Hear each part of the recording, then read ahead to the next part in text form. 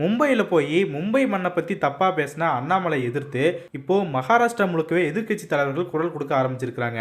அண்ணாமலையை கைது பண்ணணும், கேஸ் போடணும்னு சொல்லி எதிர்க்கட்சிகள் சொல்லிட்டு இருக்கிற சமயத்தில் ஒரு பத்திரிகையானது அண்ணாமலையை பற்றி எழுதவும், அண்ணாமலை இப்போ என்னுடைய காலை வெட்டிடுவீங்களா, இந்த மாதிரி மிரட்டலுக்கெல்லாம் பயப்படுறாள் நான் கிடையாது அப்படின்னு சொல்லி இப்போ ஆக்ரோஷமா பேசியிருக்கிறாரு. எனவே அண்ணாமலை அப்படி என்ன பேசினாரு, ஏன் எதிர்க்கட்சிகள் எல்லாம் கொந்தளிக்கிறாங்க, இது பாஜகவுக்கு பெரிய சவாலை உண்டாக்கி இருக்குது. எனவே இதை பற்றியெல்லாம் இந்த வீடியோவில் பார்க்கலாம். மகாராஷ்டிரா மாநிலத்துடைய தலைநகரான மும்பையில் இப்போ மாநகராட்சி தேர்தல் நடக்க இருக்குங்க. இந்த தேர்தலை ஒட்டி தான் தமிழ்நாடு பாஜகவுடைய முன்னாள் மாநில தலைவர் அண்ணாமலை மும்பையில் தமிழர்கள் அதிகமாக வசிக்கக்கூடிய பகுதியில் போய் கடந்த ஜனவரி 10ஆம் தேதி அன்னைக்கு பிரச்சாரம் பண்ணியிருந்தாரு. அதில் அவர் பேசும்போது என்ன தெரியுமா சொன்னாரு, பாம்பே மகாராஷ்டிராவுடைய ஒரு நகரம் மட்டும் கிடையாது, அது ஒரு சர்வதேச நகரம். பாம்பேவுடைய பட்ஜெட்டு மற்ற நகரங்களை விட அதிகம் அப்படிங்கிறதால இந்த நகரத்துக்கு ட்ரிபிள் இன்ஜின் சர்க்கார் தேவைப்படுது. அதாவது ஒன்றியத்தில் மோடி அரசு, மாநிலத்தில் பட்னாவிஸ் தலைமையிலான பிஜேபி அரசு, இப்போ மாநகராட்சி பிஜேபி மேயர் தலைமையில் அமையணும். எனவே அதுக்கான தேவை இப்போ வந்திருக்குது அப்படின்னு சொல்லி பேசியிருக்கிறாருங்க. மும்பை அப்படிங்கிற பெயரை தவிர்த்து பாம்பே பாம்பேன்னு உச்சரிச்சிருக்கிறாரு. அந்த பாம்பே அப்படிங்கிற வார்த்தையே அந்த மக்கள் மத்தியில் பெருத்த அதிருப்தியை உண்டு பண்ணியிருக்குது.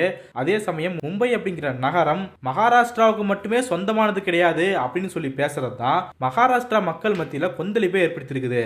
எனவே இந்த கருத்துக்கு தான் இப்போ எதிர்க்கட்சி தலைவர்கள் எதிர்ப்புகளை சொல்லிட்டு வராங்க. குறிப்பாக சொல்லணும்னா உத்தவ் தக்காரே சிவசேனா கட்சியை சேர்ந்த எம்பி சஞ்சய் ராவத் அவர்கள் என்ன சொல்லியிருக்காருன்னா, மகாராஷ்டிராவுடைய தலைநகரான மும்பையை பற்றி எப்படி இவர் இப்படி பேசலாம், இது மராத்தியர்களோட பெருமையை இழிவுபடுத்துது, அண்ணாமலை மேல வழக்கு பதிவு செய்யணும், அவரு மும்பையை விட்டு வெளியேற அனுமதிக்க கூடாது அப்படின்னு சொல்லி வலியுறுத்திருக்கிறாரு. மேலும் இப்போ உத்தவ் தக்கரே சிவசேனா கட்சியோட 20 வருஷம் கழிச்சு கூட்டணி அமைச்சிருக்கிற மகாராஷ்டிரா நவநிர்மாண் சேனா கட்சியுடைய தலைவரான ராஜ் தக்கார் அவர்கள் கடுமையாக விமர்சனம் பண்ணியிருக்கிறாரு. உத்தவ் தக்கரே கூட சேர்ந்து நடந்த பிரச்சார கூட்டத்தில் அண்ணாமலையை பார்த்து தமிழ்நாட்டில இருந்து வந்த ரசமலாய் இந்த மும்பையை பத்தி தப்பா பேசியிருக்கிறாரு, இந்த நிலத்துக்கும் உங்களுக்கு என்ன தொடர்பு இருக்குது, எனவே மராத்திக்கும் மும்பைக்கும் தொடர்பு இல்லாத மக்களை வச்சு மராத்தியை பிஜேபி அவமானப்படுத்து அப்படின்னு சொல்லி தான் இவர்கள் விமர்சனத்தை முன் வச்சிட்டு இருக்காங்க. மேலும் உத்தவ் தக்கரேவுடைய மகனான ஆதித்ய தக்கரே என்ன சொல்லியிருக்காருன்னா, அண்ணாமலை பாஜகவில் கிட்டத்தட்ட ஜீரோ ஆகிட்டாரு, தமிழ்நாடு மகாராஷ்டிரம் வேற வேற மாநிலங்கள், அண்ணாமலை இங்க வந்துட்டு மும்பையை பத்தி எப்படி பேசலாம், அண்ணாமலையும் பாஜகவும் மகாராஷ்டிராவை அவமதிச்சிட்டாங்க, மக்கள் இதை பொறுத்துக்கிட்டு இருக்க மாட்டாங்க அப்படின்னு சொல்லி தன்னுடைய கண்டனத்தை தெரிவிச்சிருக்காரு. இந்த மும்பையை தலைநகரா மாத்துறதுக்கும் பாம்பே அப்படிங்கிற பேரை மாற்றி மும்பை அப்படின்னு சொல்லி மராட்டிய மொழியில பேர் வைக்கிறதுக்கும் இங்க மிகப்பெரிய போராட்டம் நடந்திருக்குது. அதையெல்லாம் தான் அண்ணாமலை அவர்கள் கொச்சப்படுத்தியிருக்கிறாரு. அப்படிங்கிற வகையில் தான் எதிர்க்கட்சிகளும் மக்களும் இந்த கொந்தளிப்பை வெளிப்படுத்துறாங்க. அதுவும் குறிப்பாக சொல்ல போனோம்னா 1960களில் இந்த மும்பை மண்ணுக்காகவே சம்யுக்த மகாராஷ்டிரா அப்படிங்கிற ஒரு இயக்கம் மிகப்பெரிய போராட்டத்தை பண்ணியிருக்கிறாங்க. எனவே இந்த போராட்டங்களை எல்லாம் கொச்சைப்படுத்துற வகையில் தான் மும்பையையும் மகாராஷ்டிராவையும் பிரிக்கிற வகையில் அண்ணாமலை அவர்கள் பேசியிருக்கிறாரு அப்படின்னு சொல்லி தான் தங்களுடைய கொந்தளிப்புகளை முன்வைக்கிறாங்க. அதோட மட்டும் இல்லாமல் அண்ணாமலையை மீம்ஸ்கள் மூலமாக வறுத்து எடுத்துட்டு வராங்கன்னு சொல்லலாம். அதில் முக்கியமாக ஒரு வீடியோ நம்ம கண்ணில் பட்டுச்சுங்க. அந்த வீடியோவை நீங்களே பார்த்துட்டு வாங்க. Bombay is not a Maharashtra city. Aravalli is not a mountain, it's a speed breaker. Chicken is not a bird, it is a food. IPL is not Indian Premier League, it's a World Cup. Khichadi is not a khichadi, it's a veg biryani. Sunil Grover is not a Sunil Grover, he is a Amir Khan. Modi is not a Prime Minister of India. Actually, he is a friend of Adani and Ambani. இந்த பிரச்சனை கொழுந்து விட்டு எரிஞ்சிட்டு இருக்கும்போது இதுல பெரிய twist என்னன்னா, இந்த விவகாரத்தை பத்தி பேசின மகாராஷ்டிராவுடைய முதலமைச்சரான தேவேந்திர பட்னாவிஸ் அவர்கள், அண்ணாமலைக்கு சரியா இந்தி பேச வராதுங்க, அவரு மகாராஷ்டிராவை சேர்ந்தவரும் கிடையாது, பாஜகவுடைய தேசிய தலைவரும் கிடையாது, எனவே அவருடைய கருத்துக்கு அதிக முக்கியத்துவம் கொடுத்து விவாதம் செய்யாதீங்க அப்படின்னு சொல்லி அண்ணாமலை மூஞ்சில புது ஐட்டத்தை தூக்கி எரிஞ்சிருக்கிறாரு. உத்தவ் தக்கரே சிவசேனா கட்சிக்காக இயங்கக்கூடிய ஒரு பத்திரிகையில அண்ணாமலை மும்பைக்குள்ள வந்தா அவரை காலை வெட்டுவோம், சட்டையில இங்க் அடிப்போம் அப்படின்னு சொல்லி கடுமையா விமர்சிச்சு எழுதியிருக்கிறாங்க. அந்த விமர்சனத்துக்காக தான் இப்போ அண்ணாமலை அவர்கள், நான் மும்பைக்கு வருவேன், என் மேல தைரியம் இருந்தா இங்க் அடிச்சு பாருங்க, என் காலை வெட்டி பாருங்க, இந்த மிரட்டலுக்கெல்லாம் பயப்படுற ஆள் நான் கிடையாது அப்படின்னு சொல்லி பேசியிருக்கிறாரு. காலை வெட்டுவோம் அப்படின்னு சொல்லி இவங்க விமர்சனம் பண்றதை நம்ம எப்பயுமே ஏத்துக்கிறது கிடையாது. நாம வன்முறையை ஆதரிக்க கூடாது.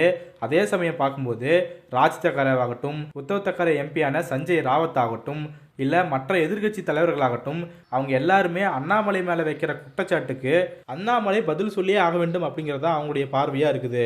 இந்த விஷயம் தொடர்பாக அண்ணாமலைக்கு நாங்கள் சப்போர்ட் பண்ணுறோன்னு சொல்லி விளக்கம் அளித்து இன்னும் பல பேர் வாங்கி கட்டிட்டு இருக்கிறாங்க. அதில் தமிழ்நாட்டிலிருந்து ஒரு நிர்வாகி என்ன சொல்கிறாருன்னா, அங்கே போயிட்டு அவர் ஹிந்தியில் பேச ட்ரை பண்ணாருங்க, அதனால பாம்பே பாம்பேன்னு வந்துருச்சு, இதை போய் பெருசுப்படுத்தலாமா அப்படிங்கிற விஷயத்தை கேட்குறாரு. அதே சமயம் மும்பை ஒரு சர்வதேச நகரம் அப்படிங்கிற வகையில் தான் அண்ணாமலை பேசியிருக்காரு.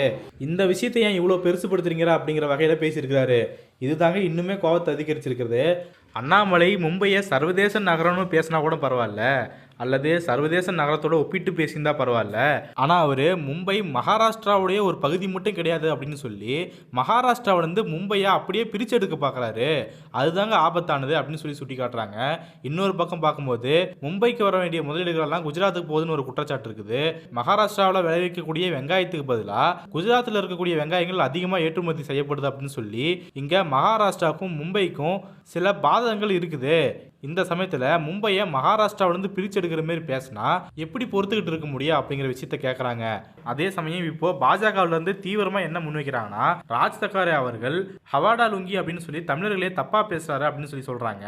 ராஜ் தக்காரே வச்சிருக்கிற இந்த விமர்சனம் அப்படிங்கிறது முழு முற்றிலுமே ஏற்றுக்க முடியாத ஒரு விமர்சனங்க. ஆனால் அதே சமயம் பார்க்கும்போது இது அண்ணாமலையால் உண்டாக்கப்பட்ட ஒரு பிரச்சனை.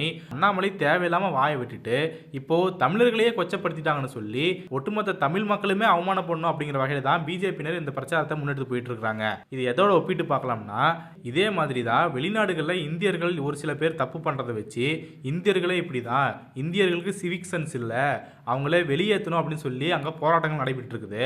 ஆனால் உண்மை என்னன்னு பார்க்கும்போது ஒரு சில இந்தியர்கள் பண்றதை வச்சு இந்தியர்களே இப்படிதான் அப்படின்னு சொல்லி மட்டம் தட்டுறாங்க. அதே கண்டெக்ஸ்டில் தான் இந்த விஷயமும் நடக்குது. ஆக அண்ணாமலை பண்ண தப்புக்கு தமிழர்கள் பொறுப்பேற்க வேண்டும் அப்படிங்கிற வகையில் பிஜேபி சொல்கிறாங்க. இதுலேருந்து என்ன தெரியுது, பாஜகவினர் உள்ளூரில் இருந்தாலும் சரி வெளியூரில் இருந்தாலும் சரி தமிழர்களுக்கு அவமானத்தை தான் தேடி தருவாங்க அப்படிங்கிறது தான் புரியுது. ஏன்னா நம்ம தேர்தல் அப்போ பார்த்தோம், ஒடிசாவில் போய் இந்த கோவிலுடைய சாவியை தமிழ்நாட்டுக்கிட்ட தான் இருக்குது அப்படின்னு சொல்லி விகே பாண்டியனை டார்கெட் பண்ணி தமிழர்களை அவமானப்படுத்தினாங்க. அதே எலெக்ஷன் அப்போ பிஜேபி அக்கௌண்ட்லேருந்து வெளிவந்த ஒரு ஆடில் பழைய சோத்தையும் கஞ்சியும் சட்டியிலிருந்து கமுத்தி ரொம்ப அநாகரிகமான முறையில் சாப்பிட்றதா அவங்க பதிவு பண்ணியிருந்தாங்க. ஆக பாஜகவினர் அங்கே அப்படி தமிழர்களை அவமானப்படுத்துகிறாங்கன்னா இப்போ அண்ணாமலை போய் இப்படிப்பட்ட அவமானத்தை நமக்கு தேடி தந்துருக்கிறாரு. இதையெல்லாம் பார்க்கும்போது நமக்கு என்ன தெரியுமா ஞாபகம் வருது, உனக்கு ஆடவும் தெரில ஆடவும் விடமாட்டேன்னு சொல்லி 7G ரெயின்போ காலனி படத்தில் ஒரு வசனம் வரும் தெரியுமா, அதுதாங்க ஞாபகம் வந்துச்சு. இதே மாதிரி தான் கர்நாடகாவில் போய் நான் பிஜேபி ஜெயிக்க வைக்கிறேன்னு சொல்லி இப்போது கர்நாடகாவில் காங்கிரஸுடைய ஆட்சி நடக்கிறதுக்கு மிக முக்கியமான காரணகர்த்தாவாக அண்ணாமலை தான் இருந்திருக்கிறாரு. அங்கேயும் ஒன்றும் பண்ண முடியல. தமிழ்நாட்டில் வந்து அறிவாலயத்துடைய ஒவ்வொரு செங்கலாக பிடுங்க போகிறேன் அப்படின்னு சொல்லி பேசிகிட்டு இருந்தார். இங்கேயும் ஒன்றும் பண்ண முடியல, அவரை தூக்கி ஓரமாக வச்சுட்டாங்க. இப்போது மகாராஷ்டிராவில் போய் அங்கே நான் மேயராக்கி காட்டுறேன்னு சொல்லி ட்ரிபிள் இன்ஜின் சர்க்காரு அது இதுன்னு பேசி ரொம்ப வீணாக விலை கொடுத்து இப்போ அடி வாங்கிட்டு இருக்காரு அப்படின்னு தான் சொல்லணும். இன்னொரு முறை திரும்பவும் சொல்கிறோம், அவருடைய காலை வெட்டணும்னு சொல்லி அந்த பத்திரிகை பதிவு பண்ணது அப்படிங்கிறது முற்றிலும் கண்டனத்துக்குரியது. ராஜ் தக்காரே அவர்கள் லுங்கி பற்றி சொன்ன விஷயத்த நம்ம முற்றிலும் ஏற்ற கிடையாது. ஆனால் இப்போ இந்த சமயத்தில் ஒட்டுமொத்த தமிழர்களுக்கு எதிராகவே ராஜ் தக்காரே பேசியிருக்கிறாரு அப்படின்னு சொல்லி பாஜகவினர் பரப்புறதையும் நம்மளால் ஏற்றுக்க முடியாது. இதுக்கு முழுக்க முழுக்க பொறுப்பேற்றுக்க வேண்டியது அண்ணாமலை தான். எனவே அண்ணாமலை வாயில சென்டர் ஃப்ரெஷ் ஒன்று போட்டு விட்டு வாய்க்கு பூட்டு போட்டு விட்டாதான் பாஜகவுக்கு நல்லது, நம்ம தமிழர்களுக்கும் நல்லது.